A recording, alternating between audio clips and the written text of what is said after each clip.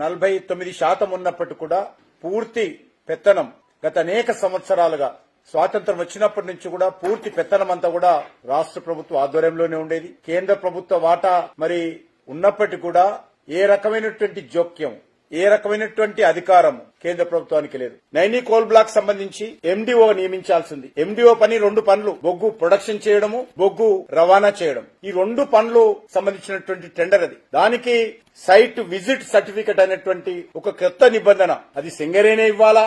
సింగరేణి ఆ సర్టిఫికెట్ ఇచ్చిన తర్వాత వాళ్ళకి సంబంధించినటువంటి సర్టిఫికెట్ లేకుండా టెండర్లో ప్రక్రియలో పాల్గొనడానికి వీల్లేదనేటువంటి ఎక్కడా లేనటువంటి నిబంధన నైని కోల్ బ్లాక్ విషయంలో మరి సింగరేణి యాజమాన్యము రాష్ట్ర ప్రభుత్వ పెద్దల ఆదేశాలతో పెట్టారనే విషయం మనకు అర్థమవుతా ఉంది. ఇప్పటి కూడా అనేక కోల్ బ్లాక్స్ లో కూడా సైట్ విజిట్ చేయాలనేటువంటి నిబంధన ఉన్నది. కానీ సెల్ఫ్ డిక్లరేషన్ ఎందుకు అంటే కోల్ బ్లాక్ చూడకుండా, ఎక్కడుందో తెలియకుండా, దానికి ట్రాన్స్పోర్ట్ ఉందా, క్లియరెన్సెస్ ఉన్నాయా, కనెక్టివిటీ ఉందా తెలియకుండా మరి టెండర్ లో పాల్గొంటే టెండర్ల ప్రక్రియ పూర్తయిన తర్వాత అటు ప్రభుత్వానికి గాని ఇటు కంపెనీలకు గాని ఇబ్బందులు వస్తాయి. దాని కారణంగా కోల్ ప్రొడక్షన్ లేట్ అవుతుందన్నటువంటి దృక్పథంతో కేంద్ర ప్రభుత్వము సైట్ విజిట్ చేసి సెల్ఫ్ డిక్లరేషన్ చేయాలని నిబంధన పెట్టాం. దానికి సెల్ఫ్ డిక్లరేషన్ బదులు సింగరేణి ఈరోజు సర్టిఫికెట్ ఇస్తుంది అనేటువంటి నిబంధన పెట్టి వాళ్లకు నచ్చిన వాళ్ళకే విజిట్ సర్టిఫికెట్ ఇచ్చినట్టు, మిగతా వాళ్ళకి ఇవ్వకుండా ఉండేటట్టు ఇందులో అనేక రకాల ఆరోపణలు ఈరోజు పత్రికల్లో ప్రచార సాధనాల్లో వస్తా ఉన్నాయి. ఈరోజు అనేక కంపెనీలు